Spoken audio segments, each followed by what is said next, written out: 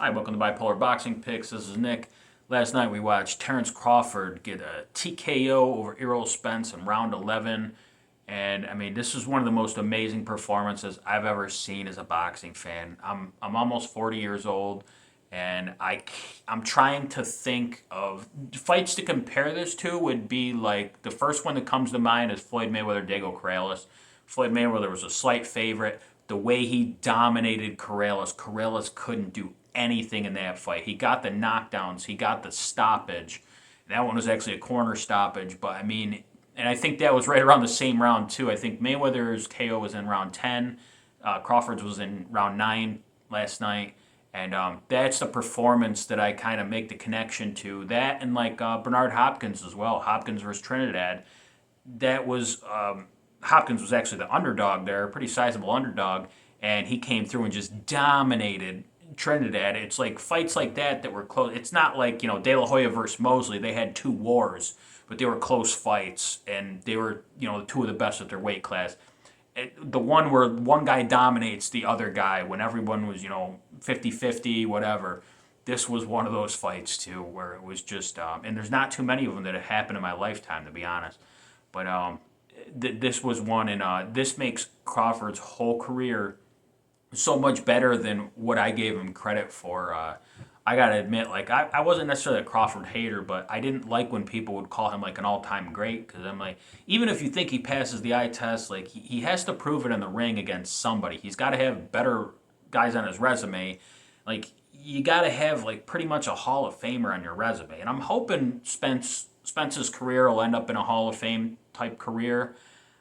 I don't know. It's hard to tell when these guys are actually fighting. But hopefully this win will get him into that all-time great category because he deserves to be there. And I'm putting him there tonight. I'm putting him number one over Inoue.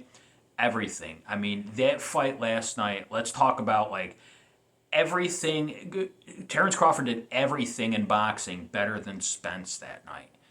If he wanted to get on his front foot, he was pushing Spence back. He was out jabbing him. Like, I never thought in a million years Terrence Crawford would out jab Errol Spence. And he wasn't just like jabbing from the back foot or whatever. Like, he was throwing a power jab. He was that confident in his game. He was going after the bigger man with a power jab. And he caught him, clean and almost knocked him down a few times with a jab.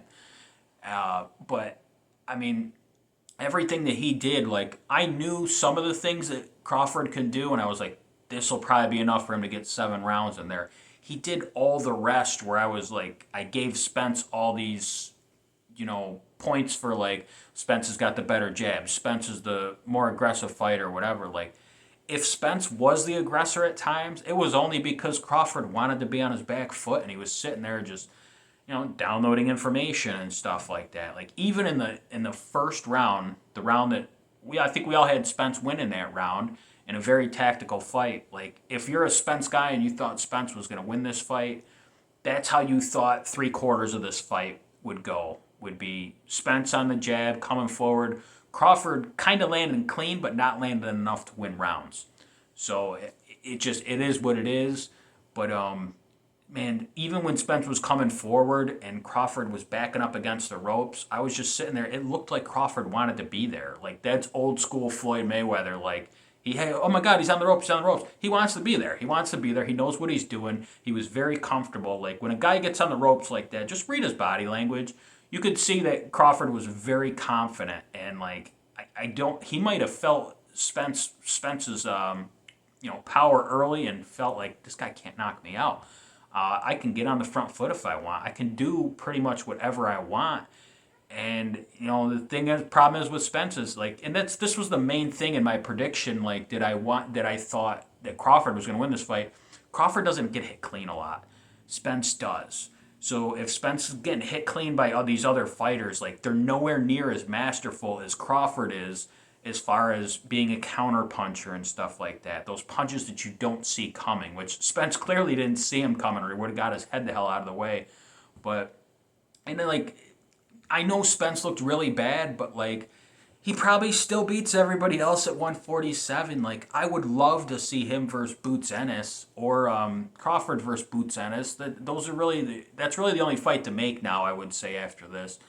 But he's still a really good fighter. It's just styles make matchups. Like I was watching a video, I think Richard Dwyer's video, where he was talking about before the fight, like this is like a 50-50 fight, but I think this fight's going to be easier for Terrence Crawford than just the Sean Porter fight. Sean Porter's harder just because of his style, his lateral movement, his footwork, his speed, and all that. Like that's a style that will give Crawford's style a little bit of trouble. But when you got a guy who comes forward with a jab and doesn't have much else, like it's kind of tailor made for Crawford's style, and that's what happened. It's not a knock against Spence. It's just that style doesn't work. I mean, you got to think after watching that fight, if these guys fought 10 times, Crawford's probably winning all 10 of them.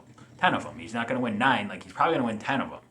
It's just that style, Spence's skill set. Like, why would he ever change it? He got to this far in his career, and if he didn't run into Crawford, he would go down as possibly an all-time great too. Because I don't know that he would ever lose.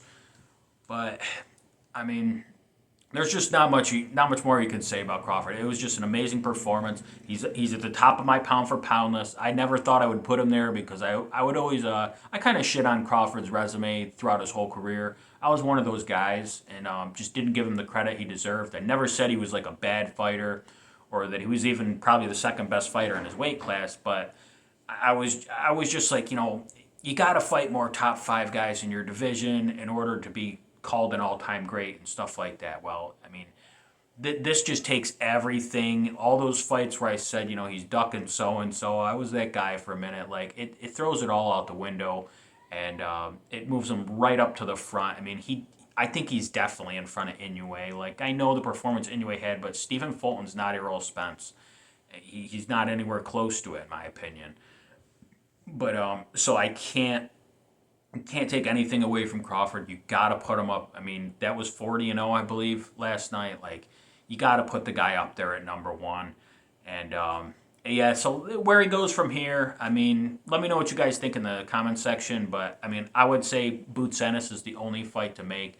Errol Spence, I mean, I know he wants this rematch, and maybe that rematch does happen, but I just want Spence to go up to 154. I don't care who he fights up there. Fight Tim Tszyu up there, and But then again, I think after this performance, you kind of need a tune-up fight in there somewhere too. But man, he could either jump into Crawford next or Tim Tszyu. Those are the only 2 fights I'd want to see him in. For Crawford, yeah, either you got this rematch, or I would love to see him in there against Boots Ennis. And this is probably the time to get Boots Ennis right now if you're Crawford. Within these next 2 fights here, either that or I don't think you should fight him at all because, then we're talking like Crawford's going to be 37, 38 years old, trying to fight Boots at that time. And Boots is only going to get better for the next couple of years, but we'll see what happens there. And the only other thing with that is like Boots doesn't have a big following yet, so it'd be hard as shit to sell that fight. Although, Crawford just made himself a lot of money for his next couple of fights with this performance. So, yeah, can't take anything away from Crawford. But let me know down in the comment section who you think Crawford should fight next, who you think Spence should fight next, and where you have Crawford on your top pound-for-pound list, and if you consider him an all-time great. Have a good night, guys.